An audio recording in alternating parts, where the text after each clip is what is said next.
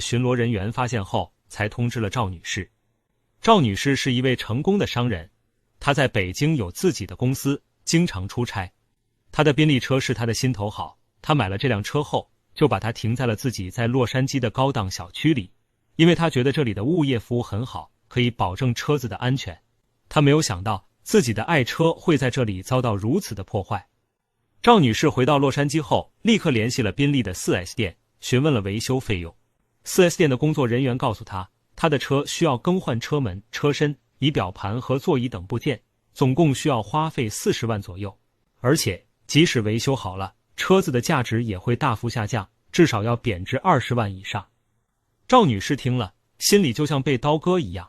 她说，这辆车是我最喜欢的，我买了它后就只开了几次，因为疫情的原因，我也不能经常回来。我觉得只有换一辆新